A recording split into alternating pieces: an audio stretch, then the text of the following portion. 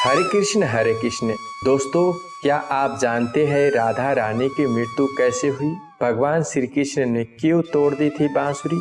ये बात सुन के आपको आश्चर्य लग रहा होगा, लेकिन आप भी जानते होंगे त्रेता युग में माता सीता अंत में धरती में विलय हो गई।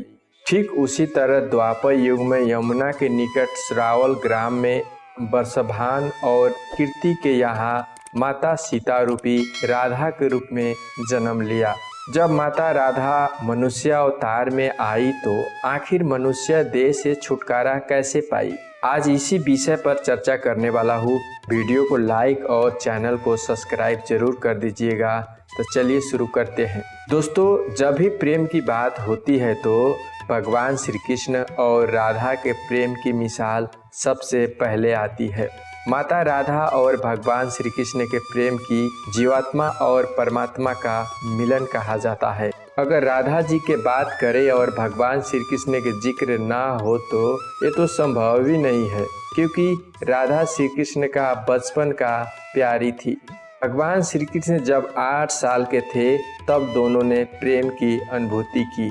राधा और श्री कृष्ण हमेशा से एक दूसरे के पूरक रहे हैं। राधा श्री कृष्ण के दैवीय गुणों से परिचित थी। भगवान श्री कृष्ण और माता राधा प्रेम की मिसाल है, जो भौतिक सुखों से बहुत परे है। उन्होंने जिंदगी भर अपने मन में प्रेम की स्मृतियों को बनाए रखा। यही उनके रिश्तों के सबसे बड़ी खूबसूरती है। दोस्तों, कहा जाता है कि भगवान श्री कृष्ण को केवल 2 ही चीज़ें सबसे ज़्यादा प्रिय था। ये दोनों चीज़ें भी आपस में एक दूसरे से गहराई से जुड़ी हुई थी, बांसुरी और राधा। जब जब भगवान श्री कृष्ण बांसुरी बजाते थे, राधा उनके पास दौड़ी चले आती थी। कभी कभी भगवान श्री कृष्ण को राधा से मिलने का मन करता था तो भगवान श्री कृष्ण ने बांसुरी बजाने लगता था और बांसुरी के मीठे धुन सुनते ही राधा दौड़ी दौड़ी भगवान श्री कृष्ण के पास चली आती थी। यही भगवान श्री कृष्ण और राधा के रिश्ते की सबसे बड़ी खूबसूरती है। भगवान श्री कृष्ण की बांसुरी की धुन ही थी जिसे राधा श्री कृष्ण की तरफ खींची चली गई। राधा की वजह से भगवान श्री कृष्ण बांसुरी के हमेशा अपने पास ही रखते थे। लेकिन ऐसा समय आ जाता है कि राधा और भगवान श्री कृष्ण के प्रेम ज़्यादा दिन तक नहीं चल पाता है, क्योंकि त्रेता युग में भगवान राम 11.5 साल एक साथ रहने की वादा किया था। इसीलिए दोनों 11.5 साल ही साथ में रहे। उसके बाद मामा कंस के निमंत्रणा पर वृंदावन छोड़ के मथुरा चले गए। भले ही भगवान श्री कृष्ण और राधा का मिलन ज़्यादा दिन तक नहीं चल सका, लेकिन उनकी बांसुरी उन्हें हमेशा एक सूत्र में बांधे रही। भगवान श्री कृष्ण के जितने भी चित्रण मिलते हैं उनके साथ बांसुरी जरूर रहती है। बांसुरी भगवान श्री कृष्ण के राधा के प्रति प्रेम का प्रतीक माना जाता है। लेकिन भगवान नारायण ने जिस काम के लिए कृष्ण अवतार में जन्म लिया था, उस कार्य को पूरा करने के लिए वृंदावन छोड़ के मथुरा चले गए। भगवान श्री कृष्ण और माता राधा दोनों को पहले से पता था कि अब हम दोनों को मिलन नहीं होंगे। इसीलिए मथुरा जाने से पहले माता राधा ने भगवान श्री कृष्ण से 2 वचन लिए। पहला वचन था, राधा के हृदय में हमेशा केवल श्री कृष्ण का वास रहेगा, और दूसरा वचन था, मृत्यु से पहले उन्हें कृष्ण के दर्शन जरूर होंगे। लेकिन भगवान श्री कृष्ण को पता था मथुरा जाने के बाद राधा बहुत विलाप करेगी, तो इसीलिए भगवान श्री कृष्ण ने राधा से वचन लिया कि श्री कृष्ण के याद में राधा को एक भी आंसू नहीं बहाना होगा। ये वचन लेने के बाद भगवान श्री कृष्ण ने मथुरा के ओर चल पड़े और माता राधा वृंदावन में ही रह जाती है, जिसके बाद से भगवान श्री कृष्ण का बांसुरी कम ही बजाते मिलते हैं और माता राधा का वर्णन बहुत कम मिलता है। इसके बाद भगवान श्री कृष्ण ने मथुरा में मामा कंस और बाकी राक्षसों के मारने का अपना कार्य पूरा किया और माता देवकी और पिता वासुदेव को मुक्त कराया। इसके बाद प्रजा की रक्षा के लिए कृष्ण द्वारिका चले गए और द्वारिकाधीश के नाम से लोकप्रिय हुए। भगवान श्री कृष्ण द्वारिका में रुक्मिणी और सत्यभामा से विवाह किया और रुक्मिणी सत्यभामा के अलावा भी 16,108 रानियां भी थी, जिसमें से रुक्मिणी श्री कृष्ण के सबसे प्रिय पत्नी थी। और कहा जाता है कि जब भगवान श्री कृष्ण वृंदावन से निकल गए तब राधा की जिंदगी ने अलग ही मोड़ ले लिया था।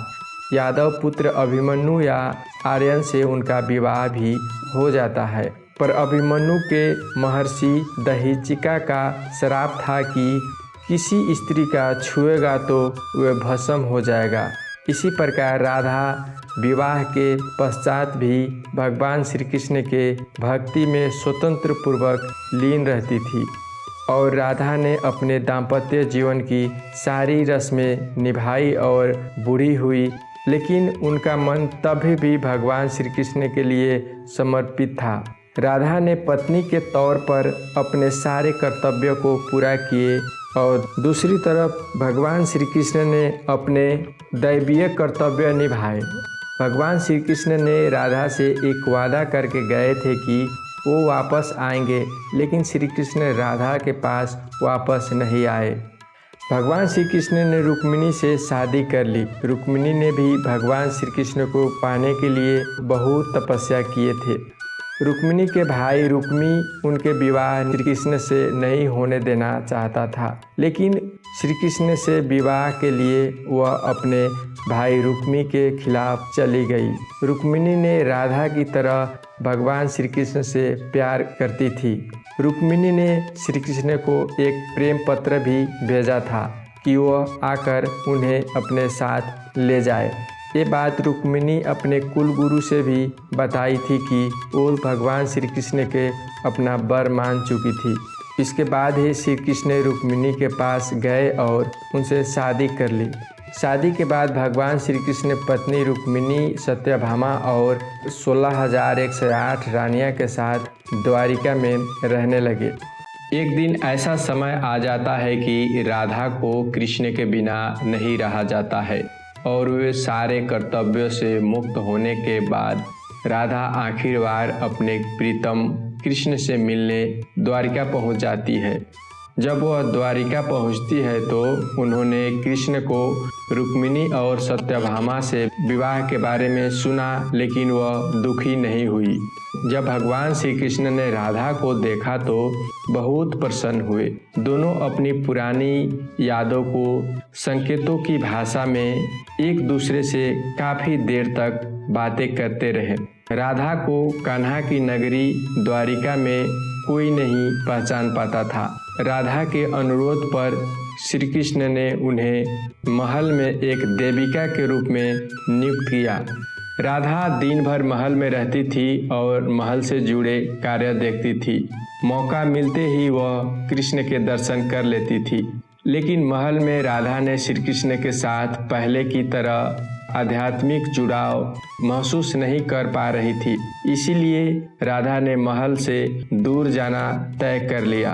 उन्होंने सोचा कि वह दूर जाकर दोबारा श्री कृष्ण के साथ गहरा आत्मीय संबंध स्थापित कर पाएगी। उन्हें नहीं पता था कि वह कहाँ जा रही है, लेकिन भगवान श्री कृष्ण ने जानते थे। धीरे धीरे समय बीतता गया और राधा बिल्कुल अकेली और कमज़ोर हो गई। उस वक्त उन्हें भगवान श्री कृष्ण की आवश्यकता पड़ी और आखिरी समय में भगवान श्री कृष्ण उनके सामने आ गए। भगवान श्री कृष्ण ने राधा से कहा कि वह उनसे कुछ मांगे, लेकिन राधा ने मना कर दिया। श्री कृष्ण के दोबारा अनुरोध करने पर राधा ने कहा कि आखिरी बार उन्हें बांसुरी बजाते देखना चाहती है। श्री कृष्ण ने बांसुरी ली और बेहद सुरीली धुन में बजाने लगी। भगवान श्री कृष्ण ने दिन रात बांसुरी बजाई जब तक राधा आध्यात्मिक रूप से कृष्ण में विलीन न हो गई। बांसुरी की धुन सुनते सुनते राधा ने अपने शरीर का त्याग कर दिया। हालांकि भगवान श्री कृष्ण जानते थे कि उनका प्रेम अमर है, बावजूद वे राधा की मृत्यु को बर्दाश्त नहीं कर सके। भगवान श्री कृष्ण ने प्रेम की प्रतीकात्मक अंत के रूप में बांसुरी तोड़कर झाड़ी में फेंक दी। उसके बाद से श्री कृष्ण ने जीवन भर बांसुरी नहीं बजाया। द्वापर युग में भगवान नारायण ने श्री कृष्ण का रूप में जन्म लिया था, तब माता लक्ष्मी ने राधा रानी के रूप में जन्म लिया ताकि मृत्यु लोक में भी उनके साथ ही रहे। दोस्तों, वीडियो को लाइक और चैनल को सब्सक्राइब जरूर कर दीजिएगा। धन्यवाद।